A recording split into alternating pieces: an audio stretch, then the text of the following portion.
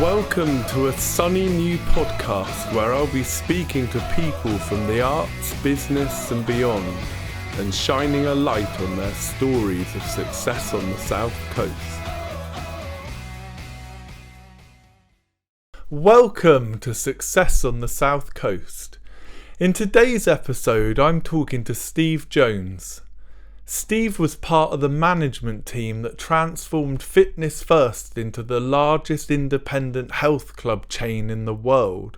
He went on to co-chair a government employee engagement task force, and for the last 20 years he's worked with senior leadership teams across the globe on leadership and management skills, strategy, employee engagement and motivation.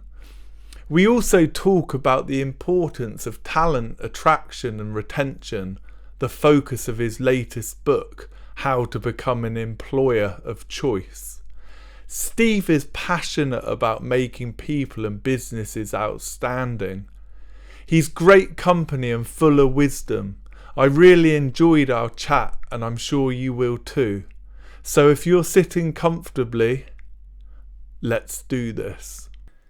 Welcome, Steve. Thank you so much for joining me today. It's a pleasure, Stuart. Excellent. Real pleasure.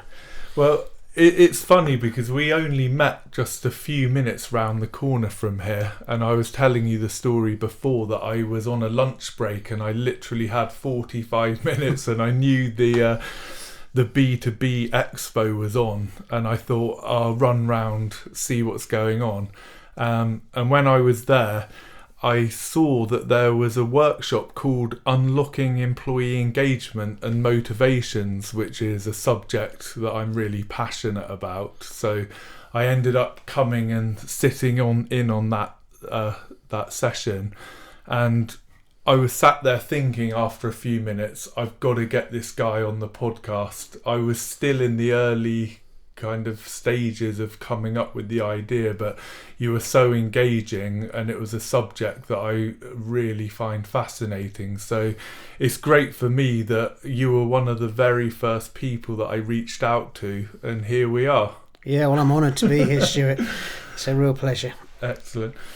So during that session we talked about the employee engagement wheel, which we have here, which I want to go into in a lot more detail, but I always start by talking a little bit about the person's journey so far. And on a podcast called Success on the South Coast, it only feels right that we start by talking about Fitness First, which is definitely one of the region's success stories. It became a global gym empire with 360 clubs or thereabouts. And the interesting thing is it started only 5 minutes down the road with the first club in Queen's Park in Bournemouth in 1993. You joined in 1996, so can you pick up the story and tell us a bit about your experiences there? Yeah, well, it was I was working in the fitness industry. That's my background. And I think I'd just come back from working for Glaxo Wellcome. I'd been sorting out some of their gyms, working when clubs moving to gyms, and then this opportunity came along.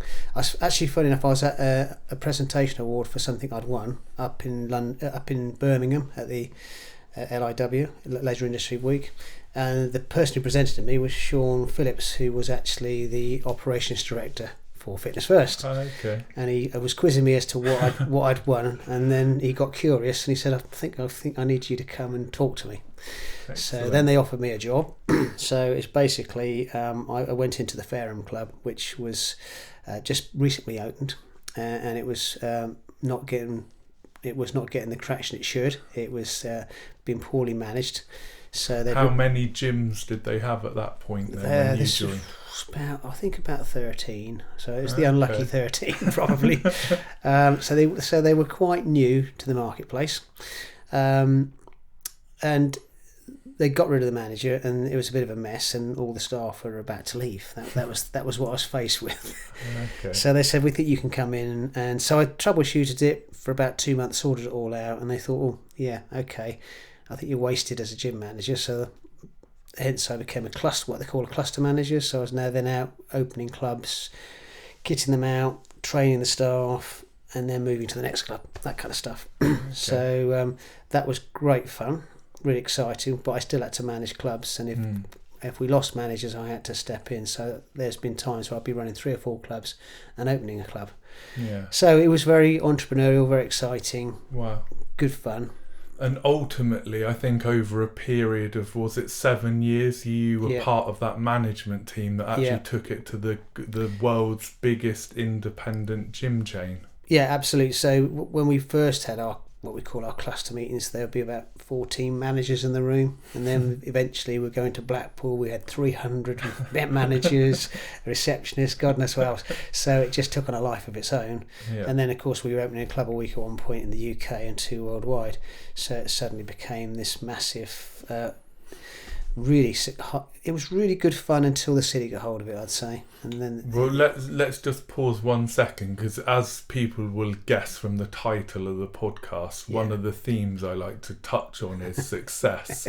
And we'll come back to it, we'll touch on it as we go through the conversation, but just thinking back to your time with fitness first, what would success have looked like for you then? Was it just adding more clubs?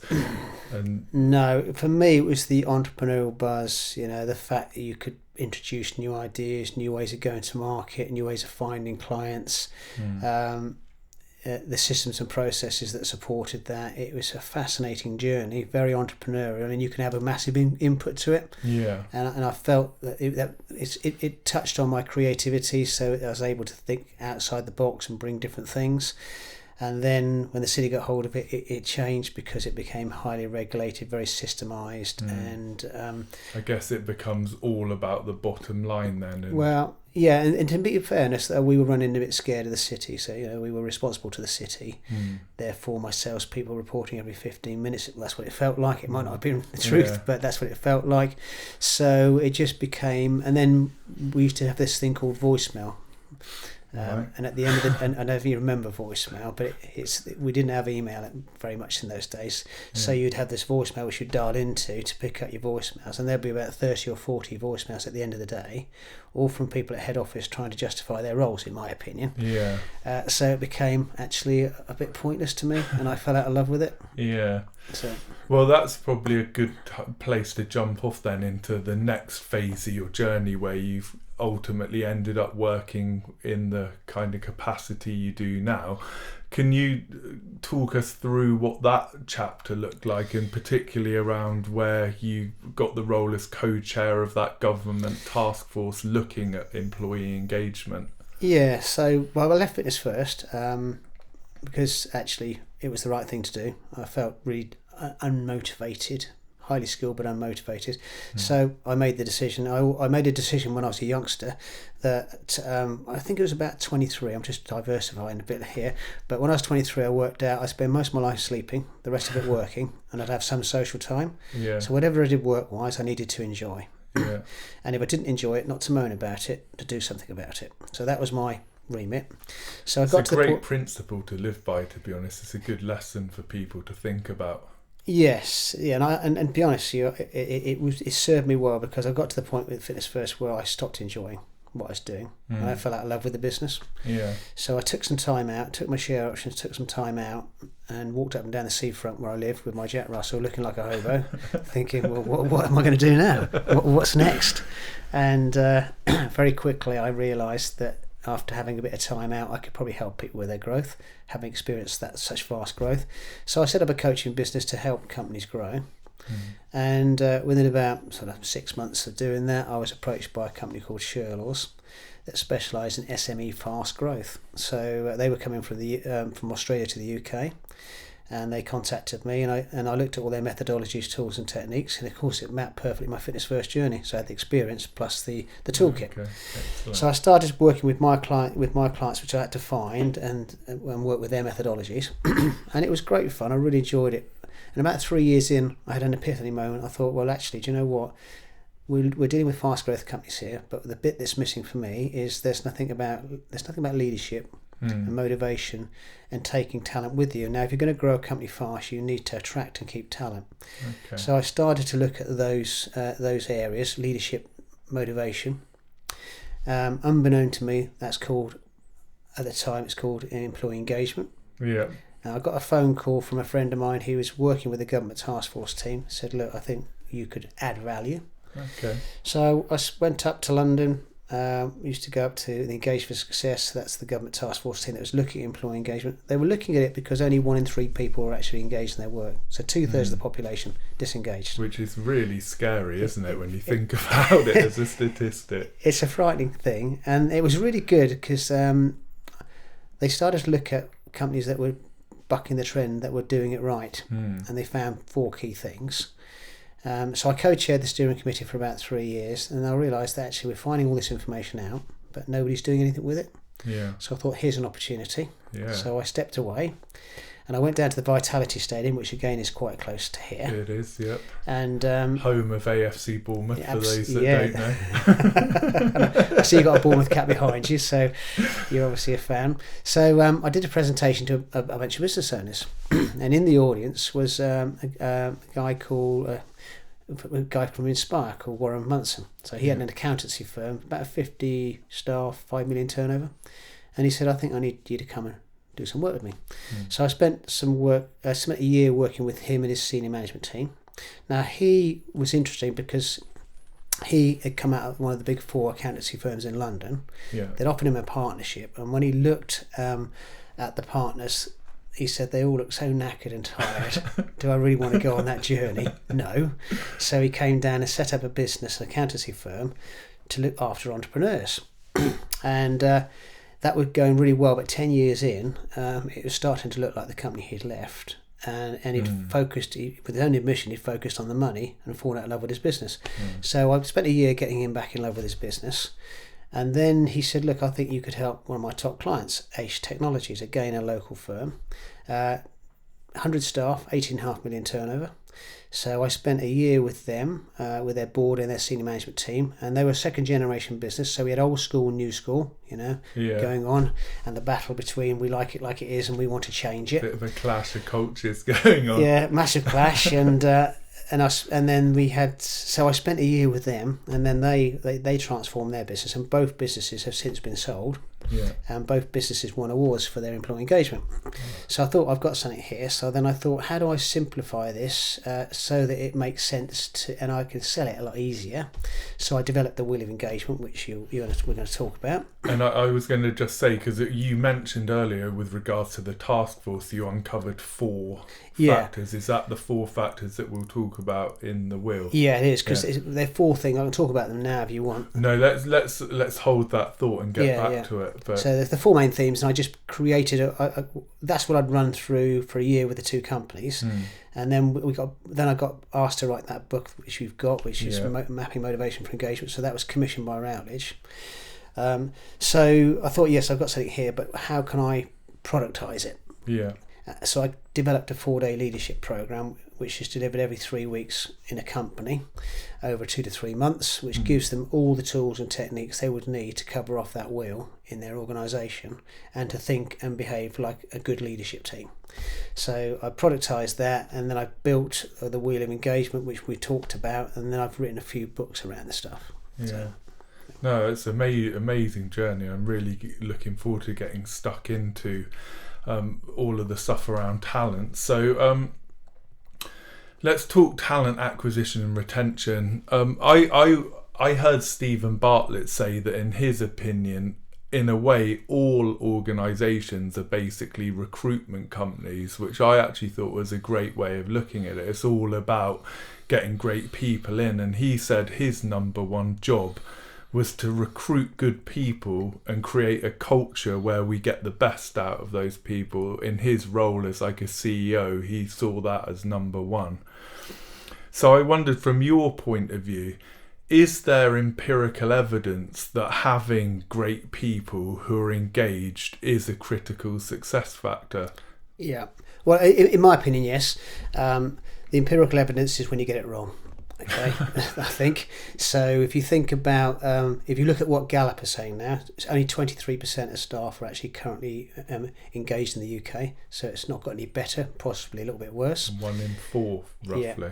Okay, yeah, so you think about that. Now, if you think about the cost of replacing staff, now it's hard to find talent anyway. The war on talent is a real issue. There's lots of people out there, but good people are hard to find. If you're going to grow an organisation, you want to retain your talent so you can grow, but also attract talent. Yeah. So if you also look at what Gallup say, Gallup will tell you that it costs you 1.5 to 2 times the salary to replace somebody. Yeah. So an average employee's salary is 30k in the UK. So that's going to cost you £45,000. An extra 15k. An average manager is £50,000. So that's going to cost you 75,000. An extra 25,000. Now that doesn't include the disruption in your business. It's really significant numbers we're talking about here, isn't it? And that doesn't include the disruption, by the way, and the fact that you can't find people. Yeah. And I was doing it with a law firm with 170 staff, and we identified 5 people who are at risk of leaving through the motivational mojo tool, and the managing partner, to his credit, drove around, sat with each of them and turned them around, because we've got the thing called the Great Resignation going on as well now, where people are deciding not to go back into the workplace as a result of COVID. You know, they're looking for better ways to live their lives, so they're choosing to opt out. So these 5 people, he wanted to save them, and he reckoned that saved him close to £1 million, because he would have had to replace them, plus they would have taken clients with them. Yeah. Okay. And then that doesn't include the disruption. Yeah, it's another hidden cost, actually. You don't necessarily think about them taking clients away. Now, if you think about that, then you think about sickness days. So if people aren't motivated or engaged, sickness goes up, absenteeism goes up. Now, I wouldn't want to be a manager today, because you're responsible for mental health as well. Yeah. Diversity, inclusion. So we're no longer managing the employee, we're managing the person now. Yeah. And the entire person, home life as well as work, because you're responsible for their mental health. That means that you're having to address everything. Yeah. So if people are motivated in their roles and working off energy, not resilience, they're less likely to fall foul of mental health, sickness and absenteeism, or fall out of love with the business. Yeah. So that's the premise I come from. Let's look after these people. Let's grow them in the organisation. Let's tap in. Let's get out of the way and tap into what drives and motivates them and harness it. And that will drive productivity, and it will drive success. Yeah. No, it makes complete sense, that approach. But I guess on the flip side, what I always wonder, there's with all of that value that you've described, from productivity, everything, why are these big orgs so poor at it then generally? You speak to people, friends, and it seems like that a lot of particularly larger organisations, they don't focus on these areas of engagement. And it's kind of like, well, we're doing fine, thank you very much. And why do you think organisations are so poor at it when the value is so clear? Well, a couple of things. 2 things here. Some organisations are so profitable they just churn staff, so they're happy to churn and pay the cost. Okay. That's probably not. I don't think they could be much more profitable if they harness their people. But but secondly, I think life moves at such a pace now that what managers and leaders forget is it's part of their role. It's not addition to their role, and they just don't have time to do it, so they neglect it. Yeah. Now, if you think about your people, your single most expensive item after your capital investment, and you're doing nothing. You do KPIs for your business. What about your KPIs for your people? Well, that's the thing, isn't it? Because a lot of organisations always claim that their people, affectionately known as human resources, are their biggest asset, but they don't seem to demonstrate it. Well, you said it nicely. Human resource. They're human beings. Yeah, exactly. They're not a resource. They're beings. They're people. And you've got to treat them like that, and you've got to create this culture where people want to come to work, not have to come to work. And if you do that, you're going to get that discretionary effort, and that discretionary effort is going to transfer into profitability. Yeah. So it makes no sense to me why companies don't do this, but I think they just focus on the bottom line too much. Yeah. And they think that we pay these people they should do a job. I think it's a mind shift. I get asked to go into companies all the time by other people. You need to go and work with this company. I says, no, not even worth my while walking through the door, because actually, do you know, when I walk through there, they just won't understand what I'm talking about. Yeah. Because it's just a churn thing. So they really need to be in a position where they're open to new ideas and they're willing to make that leap. Yeah, I call them transactional businesses, and what I want to do is transformational businesses. You know, they're just transactional. We'll get somebody else. Yeah. That's a transaction, whereas transformation is we'll develop our people, we'll grow, and we'll all enjoy the benefits. Yeah. We've already talked a little bit about the context and the environment that we're currently in, and I love that phrase you use, war on talent. Yeah. Can you just elaborate a little bit more on how we've ended up in that scenario? Yeah, well, I think the Great Resignation's caused that. So a lot of people have opted not to go into work. They've got their side hustles, which have turned into proper jobs, or they retire early, or they've just got different. You know, they'd rather driving around in a taxi or delivering stuff because it's less stress. There's a lot of stress in the work, and people are looking for opting out and doing their own thing. And it's all part of Maslow's hierarchy of needs. They get to a certain age where they want to do life on their terms, and that means I've had enough of the corporate world. I'll either start a business or actually I'll go and do something else.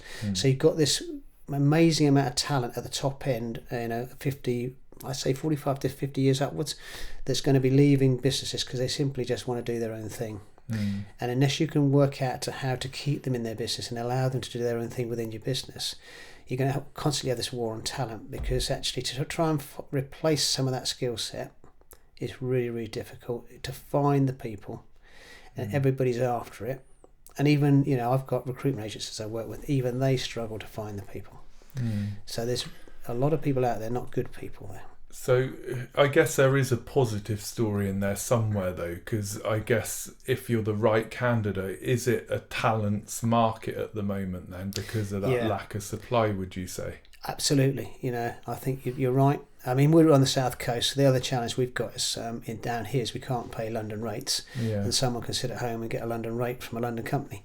So there's other challenges, but typically, if you are talented, you're going to be in demand. Simple as that. And that's interesting, because I was going to ask you whether these challenges vary from place to place. So you think, I mean, obviously we're focused here in the south coast, but in this area, is that the main challenge now? The fact that this kind of move to a lot of people working from home, that their local resources have that flexibility to look elsewhere? Yeah, well, it comes full circle a little bit, because that's the idea of building a strong culture. So I've got an organisation where I know one of the individuals has been offered £5,000 to £6,000 more to go elsewhere towards London, but he's turned it down, basically because he loves the business he's working in. So when we look at the intrinsic motivations of staff, he's getting what he wants. It's not about money for him.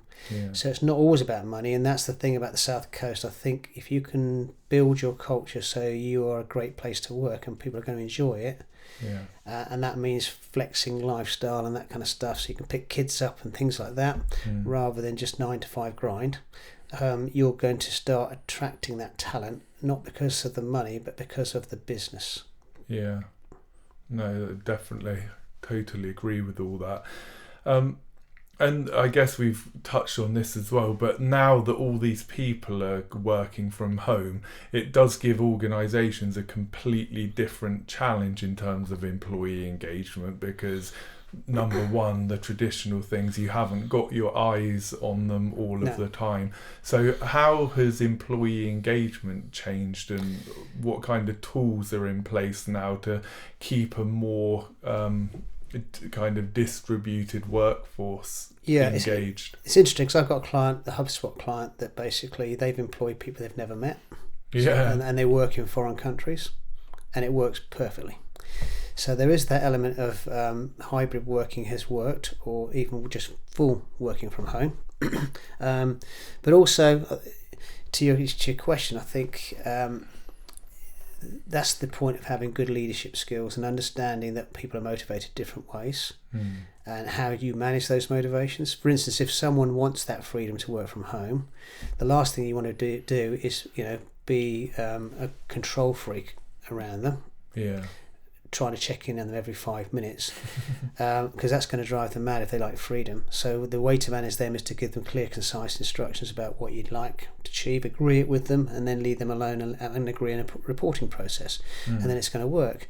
So it's challenging managers to think in different ways around, okay, this person's working from home, what's the best way I can interact with them? And by understanding what drives and motivates them, it's going to really help them understand. Let's say someone who's got what we call friend profile, so they like a community of people around them. You send them home to work, you've isolated their whole community. Yeah. Okay, and if when COVID hit, that person was really struggling, so you'd have to put your arm around them, create a bit of social time. Other people don't want that arm around on social time, they just want to be left alone. So you've got all these different motivations at play. So if the managers can understand what drives and motivates them, they can have the right types of conversations, they can reward them in the right way, and they can harness the best from the individual as a result. And I think that brings us back round to what you said earlier about now it's about managing the whole person, not just the employee that maybe the traditional approach looked at. Yeah, definitely. And I think, I don't know if I want to be a manager in today's society, because you've got so much to deal with now. Yeah. It's a difficult job. And we'll come back to that.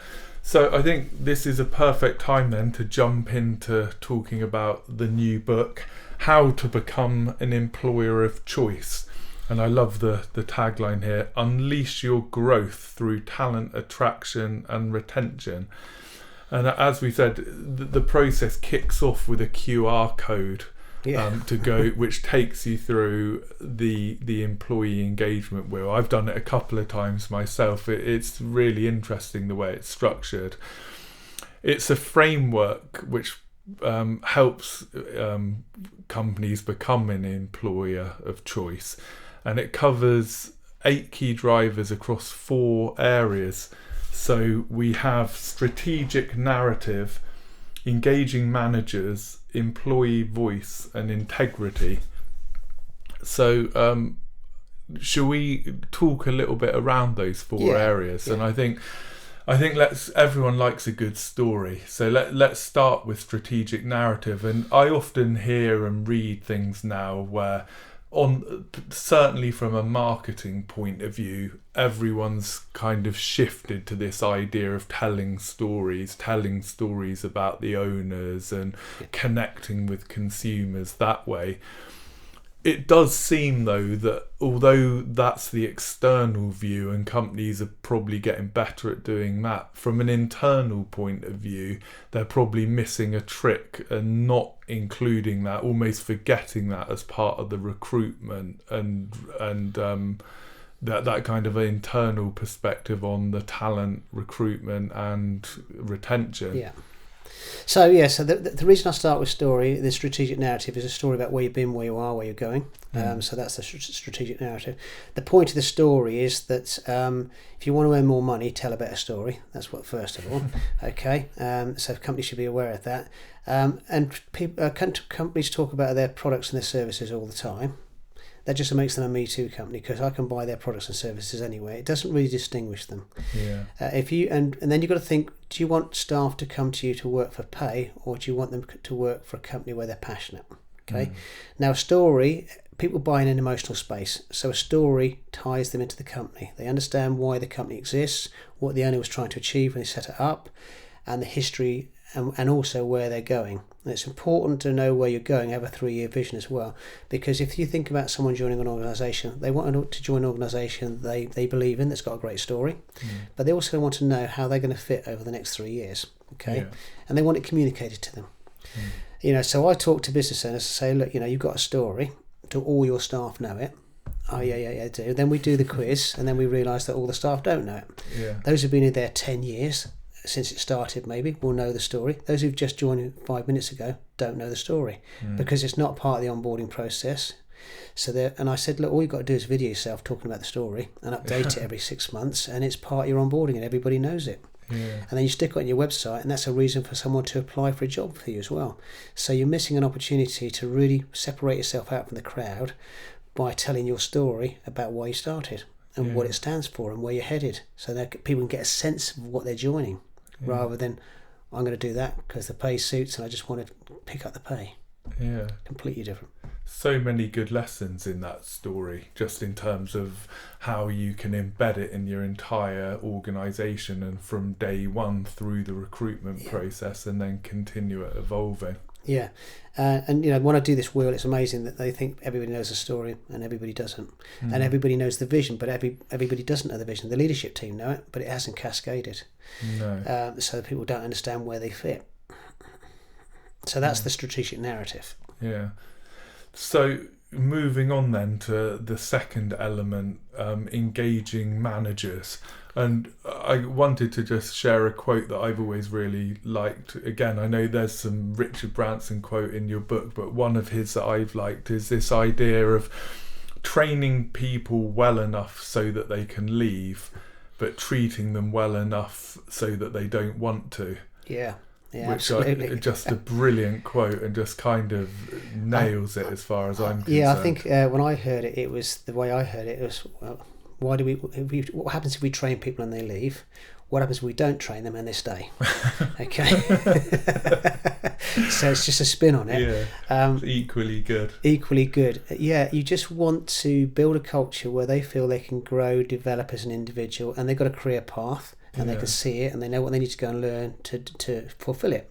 If you can do, it's a simple thing, and the manager's getting out of the way and allowing it to happen. And I look at that manager's one, and when I do this with a team, when we do this across the business and we do it with board, that one varies the most because it depends who, when they're marking it, which manager's managing them. Okay, because people don't quit their jobs; they quit their bosses, as we've discovered, talked about. So, and they're quitting their bosses because those bosses or those managers haven't been trained on how to manage them.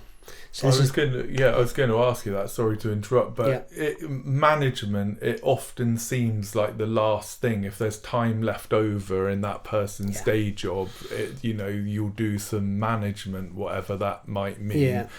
And also, there's a lack of training for those people. Yeah, well, I was doing some stuff out in Dubai, and we had the Emirates in the room, and we were doing this kind of stuff with them.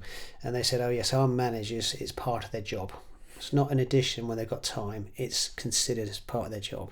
And I think that's the mindset you have to adopt. You need the skills, and part of your job is to manage your people, and you have to dedicate time to do it. Whereas what we have in this country, a lot is actually they're too busy, and they'll try and do it when they've got time. Yeah.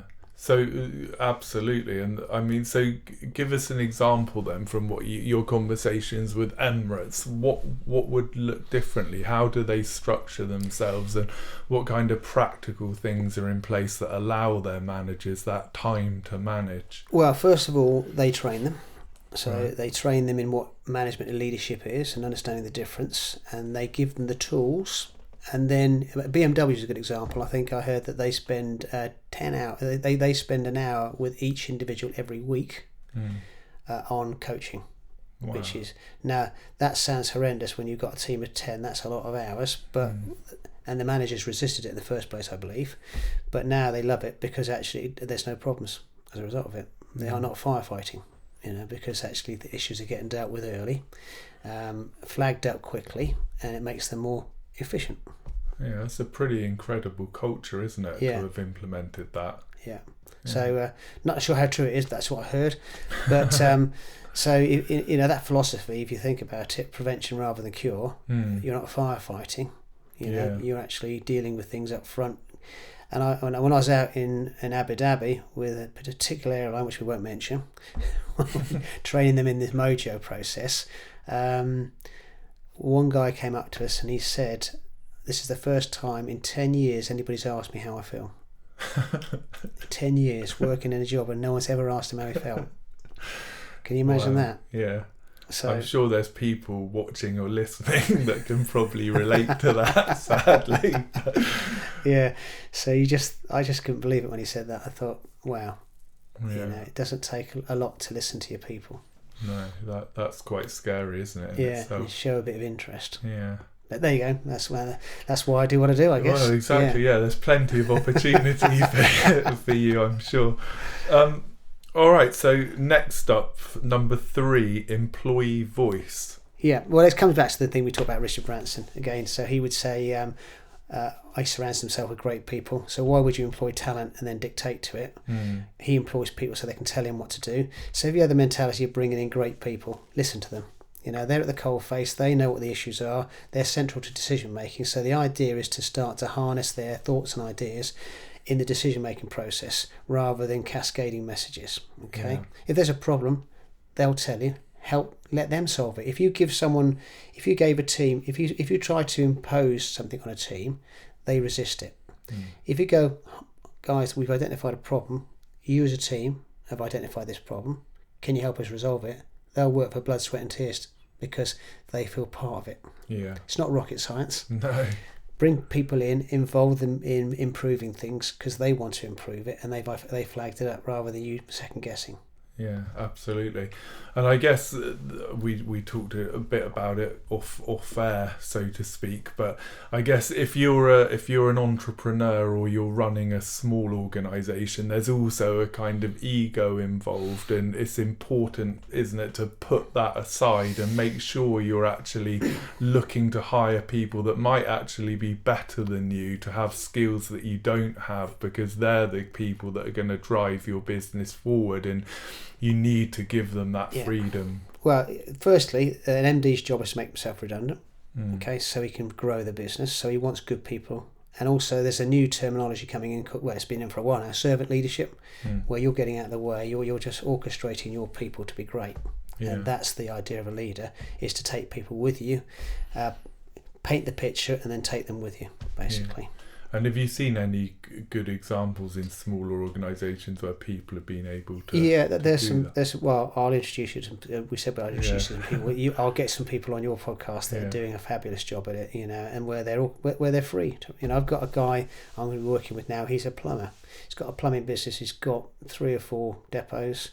He is bored out of his brain because he's so organised with his team that he now plays tennis and he's bored. Now, how has he done? It's a nice problem to have. Yeah, well, we're all listening to him, feeling very envious when he talks. But there's an example of someone who has worked out how to get the best from his teams and is orchestrating his business, and he's able to turn up at networking meetings and play golf and things like that. And on the golf course, he could do a deal with his whole year's salary, couldn't he? Because he's there rather than being entrenched in his business. Yeah, in all the weeds. In all the weeds, or changing light bulbs and stuff like that, which I've seen. I've seen company directors where they've always done it, so they're changing light bulbs and stuff like that. And you think that's just not good use of your time. No, you've really got to focus on where you can actually add value. Yeah, so he's got his guys. They're all firing. They all love it. And he's building a culture now, and he's building, and he can scale that now, and he can sell it. That's the other thing, because it's, doesn't require him. Yeah, no, amazing story. I look forward to meeting some of these people as you mentioned. So last up then, the 4th item we have, integrity. And I thought this is an interesting one, because integrity is one of those values, a bit like integrity, honesty. They're plastered on every entrance of every company up and down the country, and those values sadly can end up almost sounding quite generic.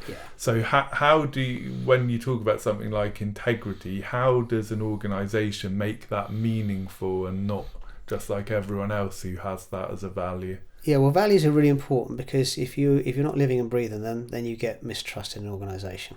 Okay, so they say one thing and do another. So first of all, you're destroying morale.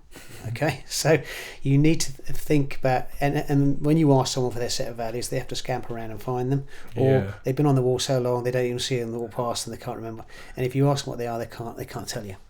So the idea is, let's get a set of values that have purpose and meaning in your organisation, and then you need to catch people in the moment, living and breathing them, and then there needs to be rewards and consequences. So if someone's lived a value like going the extra mile for a client, we'll always go the extra mile for a client, might be one of the values. Then when you see it, acknowledge it, reward it, recognise it. When someone's not going the extra mile, hey, that's not what we do around here. Okay, that's not how we behave. That goes against the values. So then you can take them into your appraisal processes. I reckon 90-day appraisal processes are better than annual. Annual's out the window now. 90-day. So you need to bring them to life and evidence them, and publish them on your website. Then your clients can tell you whether you live and breathe them as well. Okay. And I've actually taken some clients through a set of values. So these are your values. Now tell us how you're not going to behave.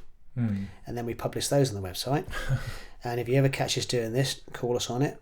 Yeah. And if you catch us doing this, tell us. It's a good twist on it, actually, isn't it? A different perspective. Yeah, if you're brave enough to publish how you won't behave, then you can be accountable to your clients around it, and it's just a little bit of a positioning piece. That leads us on to something else I wanted to talk to you that I'm always really interested in, which is company culture. I always like this phrase: if you have a strong culture, then people become that culture. But if you don't have a well-defined, meaningful culture, then that culture just becomes whoever you're hiring and those people. So, company culture is something you hear talked about so much, but what do you think that actually means? Right, well, there's a great expression that the culture eats strategy for breakfast, is the expression.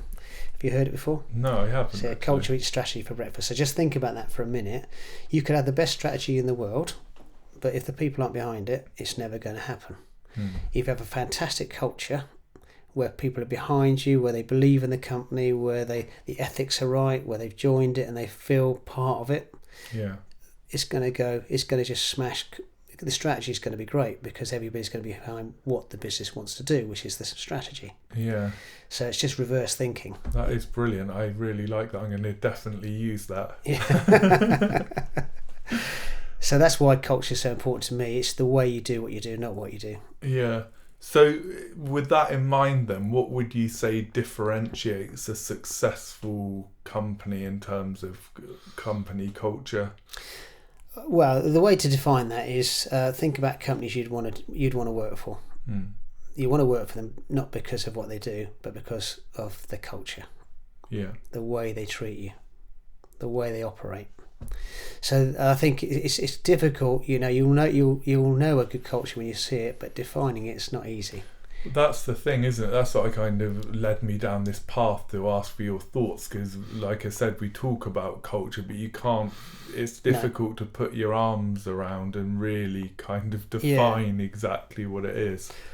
I mean, there's examples. I think there was an airline, I think it was Qantas Airlines years ago, that said they'd never ever have a plane that didn't get from A to B, right? And then one of their planes crashed. Okay, so now they're held accountable to that culture, that value. So what the owner of the airline did was he went to the crash site, they rebuilt it, and he flew it back. Wow. So it got to be to stand behind what they believed in. Yeah.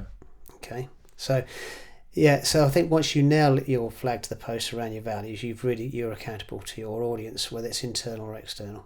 Yeah. And that's your culture. If you're going to do this, live and breathe it, evidence it, stick behind it. And I'm sure there's other stories better than that one. Yeah. That will show how a company sticks to their values. Yeah. That's a pretty amazing, dramatic example, though. Yeah. Yeah.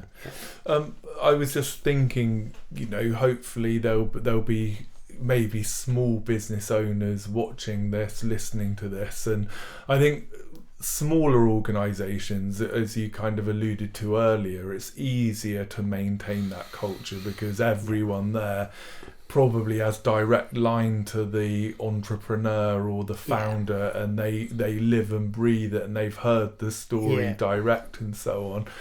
How does a company maintain that culture, do you think? What are the things people can do if you're a small business owner and you're starting to grow? Right. What can they do to maintain that culture? Right, first of all, well, I'll just say this phrase and you'll understand. Systems run business and people run systems. So get that systemized. Get it, the way you do it, get it systemized so that as you scale, it can scale. Yeah. Okay, so you document the way you do what you do. Because if you take it another way, when you lose a good member of staff, sometimes an MD will look at it and go, we don't know what they did. They did all these great things, and now there's a massive hole. I'm going to have to find 3 people to do what that person did. Yeah. If they documented everything and documented the role for that, they can recruit straight into the role. because they've got a clear process around what that person did, and also a clear description of what they want. Yeah. Okay, so you're recruiting to a job description, not for a maverick. That makes sense. Yeah, no, it makes complete sense, doesn't it? Because I think you sometimes see examples where you don't think about the documentation until they're about to leave, and then everyone's running around trying to find out everything the person does and documenting it. Yeah, and then they can't work out. They say give it to a busy person, don't they? Yeah. And a busy person then leaves, and they did all these sorts of things. They did payroll, they did this, they did that. Now, how are we going to recruit now? Yeah, and there's a massive stop in the business whilst they're working it all out. And it's difficult, I think, isn't it? Especially for those small growing businesses, because everyone's firefighting. It's all hands on deck. Finding the time to document and process tends to be the boring bit for a lot of certainly entrepreneurs. And they don't like it. That's why they've got their own business, because they will escape it. But it's okay to get about 50 staff, and then it changes from an entrepreneurial business to a business-owned business, where you're scaling and growing. And if you don't have systems and processes at that point, you'll become inefficient. You may double your turnover but half your profit, because your systems and processes aren't robust, and you're losing money. Yeah. So you might as well get it right day one. Get your systems processes right so you can scale and grow, and it's a painless growth rather than a painful growth. Yeah, no, great advice again. And we've talked a lot about all of this stuff from an organisational perspective.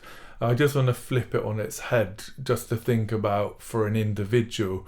For example, you have the motivational map framework where an individual can understand their own motivations. When I went through that exercise, the dominant factor was growth, which I definitely recognised, because that means, according to the report, that my motivations primarily come from realising my full potential. So learning and developing, challenging myself. One of the reasons why I'm doing this podcast, to do something different. Why do you think it's important for individuals to understand their own motivations? Right, well, when I first came across motivational maps, which was developed by James Sale, it changed the way I did my business. Okay, I recognised that I was good in front of public audiences, and I could get my sales calls all done in a week if I had 50 people in a room and have the rest of the week off. So it was quite enticing for me. And then we'd work out who liked me, who didn't, and then it wouldn't be a conversation about selling. It would be a conversation: do you want to do this? Yeah. So it was really enlightening for me. It's really important. There's 9 key work motivators. That's the thing. So we're not all motivated the same way. So it's really understanding where you sit, which motivations are important to you. At any given point in your life, because they will change, and not like personality where it's about your behaviours. This is about what gets you out of bed, what brings you into work, and it will be impacted negatively and positively by the environment, but also by the work and by your home life. So really understanding that enables you to, like you've worked out for you, which are your top 3 now. Yeah. We work with the top 3 because if we can get those firing for you, you're working off energy, not resilience. Yeah. Now, what I see in businesses is when a great person leaves, when someone really good leaves, you don't always spot it because they are professional and they're doing their job to the best of their abilities. But inside, a bit like Warren, they're dying, because they're working off resilience, which leads to ill health and to decisions to leave. So if we can work out what motivates you, then we can flick the switch and get you re-engaged with the business because we're harnessing your motivations. So let me think of an example. So we had a situation in a recruitment agency I was working with where the marketing lady was outstanding at what she did. So the company promoted her and gave her own office. 3 months later, her performance had deteriorated to the point where they were going to have a conversation with her about leaving. So we did her motivations, and her top motivation was friend. So she loved having a community of people around her. So when she sat in the middle of the office, she got all the social media stories from all the people around her, which enabled her to be good at her job. She had the energy from that. All the energy, and then they said, right, here's your own office, more money. Actually, those 2 things didn't motivate her and demotivated her to the point where actually she became dysfunctional. Okay, so we just got her straight back into the middle of the office, and she didn't have to leave. So pretty amazing, isn't it? Just a simple change, such a dramatic impact. Yeah, and you think about businesses, they'll do hot desking. Now, hot desking means that you alienated all the friends because they love that community, that buzz. And then all the spirits who love freedom and autonomy go, yeah, I'd have to come into work. This is fantastic. I can design my life the way I want it. Yeah. So suddenly you've got, half the workforce motivated, half the work, and you've no idea you've done that. No. And then somebody important leaves, and you wonder why. So this is about understanding what's going on with your people, and let's make sure we're harnessing it. So we do it every 90 days to just check in, so you don't lose talent along the way. Yeah. So, I mean, it's clearly beneficial for an individual just from their own kind of sanity and mental health point of view, their productivity, and finding an organisation that actually suits them. Pretty vital. Really enjoyed that walk through the 4 elements, but I think whilst I have you here, I also wanted to touch on another one of your recent projects. So if you don't mind, let's switch gear a bit and talk about Fit to Work, which is a brand new program you were commissioned to create by the YMCA. Would you mind sharing a little bit about how that came about and what that involves? Yeah, so we met at just around the corner at a B2B event. I was doing a similar sort of thing. I think it was at the Aegeus Bowl, and I had a stand. I first met the lady from the YMCA at Chewton Glen at a networking meeting. Then she saw me again at this event, and she said, "I think you could help us." And so she ran this idea past me about helping people who were in their houses that would otherwise be homeless, getting into the workplace. And I had to run it past my business model, because my business model is about helping people and companies be great. And I thought, well, this is going to help people be great, and it's youngsters, and I'd like to do it because you can make an impact. So I said, look, I'll do it on one condition, that these people want to work. They're not just ticking a box. Okay, they want to work, and also that I can do it around setting them up for life with a mindset rather than form filling. Yeah. So I developed the Fit for Work, and it took me a while to work out what I wanted to include and what I didn't want to include. Can I just jump in before you go through Fit? Yeah. Because I think this is what stands it apart, isn't it? Because there are services that help you fill in a job application or complete a CV. But the great thing about what you do is it's so focused on mindset. Yeah, I wanted to change the way they thought. And if you change your thinking, you change your outcome. That was my philosophy. So first of all, I wanted them to understand themselves. I wanted to focus on them. So the F stands for focus. I wanted them to understand themselves. So we looked at their motivations, we looked at their personalities, we looked at their values, and we looked at how, and also because I based it a lot around NLP, which is neuro-linguistic programming. I wanted them to understand how we receive and process information, and how their past doesn't equal their future, and how the way they're processing information now is based on the conditioning they've had from a young age. And then to explain to them that we're going to challenge that thinking. So that was the focus bit. And your car analogy, which you have to share. Yeah. So if you're driving a car, you don't drive a car looking through the rear view mirror. You look at where you're going. So I wanted them to forget the past, or to put the past in a context they could deal with, removing the emotion from it. But the past isn't going to equal the future, is it? So let's draw a line in the sand. Where are we going next? So it's a coaching methodology. So let's look at where you're going, not what's happened. You can't change what's happened, but you can change where you go next. Yeah. So that led into the second part, which is the intent, which is to understand what stops you, what your limiting beliefs. So you running through your brain that stops opportunities coming your way, or stops life being the way you want it. So we looked at all their limiting beliefs and challenged them on their limiting beliefs to change the way they thought about stuff. And the way that we one of the things I did there was think about how a successful person would deal with this situation. Think about how someone who's not confident would deal with it. How are they talking to themselves? Completely different self-talk. So if your self-talk here, this is sabotage. If your self-talk here, this is actually going to take you in a direction you want. So we're going to clean up your language and the way you talk to yourself. And the other thing that I was talking about is when things go wrong in your life, how do you talk to yourself? Would you let anybody else talk to you like that? Yeah. No. Okay. We're often harshest on ourselves in a way you'd never talk to a friend or anyone else. We beat ourselves up in such a way we'd never let anybody else speak to us like that. So why'd you speak to yourself like that? So I got them to say, right, if you're going to speak to yourself like that, make it a sexy voice. Right? So at least you're getting beaten up by something that's quite nice.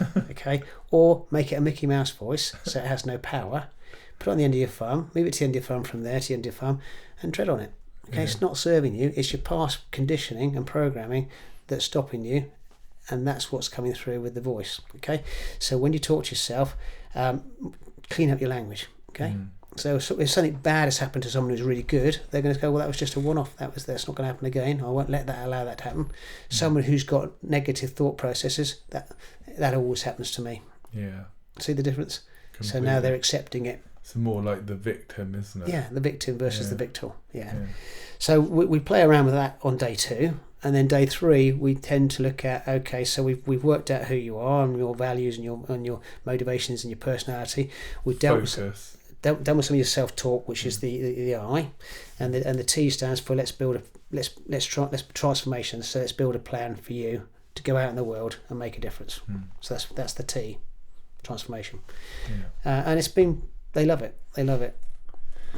Yeah, I was going to ask. I mean, I know you're really passionate about all the work you do, but I mean, it must be super rewarding to see these young people getting into work. And so, what has the reaction been like? And can you talk a bit about some of the success stories? Yeah. So, I had a guy in the Southampton group that when I walked in on the first day, I asked them all, "Why are you here?" Given that this is fit to get to work, and I said, "Why are you here?" to this first guy, and he said, "Well, I'm never going to work because I've got mental health issues."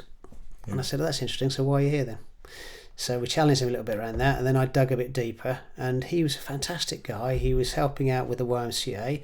Every time he went to the gym, he took people with him, and I said, "So you're 25, aren't you?" I said to him, "Yeah." I said, "So you've got probably about another 40 years where you could work, but someone's told you you've got mental health issues and you'll never work. So you're accepting that, are you?" I don't accept it. So we then started to work on it. By the third day, he used to do live streaming. His computer packed up and he couldn't afford a new one. So I got him a new one, and I said, "Right, let's get your live streaming going," because he loves it. So it's just about enabling people to succeed, and if he'd carried on with "I'll never work because I've got mental health issues," that would have just destroyed him over time. Yes, he'd had a terrible upbringing, but now he's got an opportunity. Okay, and now he's focused in a way that's different. Now with the other example, in Basingstoke, I've got a person who was kidnapped, trafficked for 1.5 years. So you can imagine what that did to them. Horrific story. Saved by the YMCA, and put into one of their homes. Now works for the YMCA, and now has been promoted to a manager, and now is going to speak nationally. So we were working on some of her stuff, and it was fascinating how positive she is considering what she's been through, and just making sure she keeps her self-talk right, so she can move forward. And there's other examples as well. There's people with degrees there that are stuck in that situation I was talking to you about earlier, where they're caring for a father who's blind, therefore she can't move forward with her life, and she's the only family member that can do it.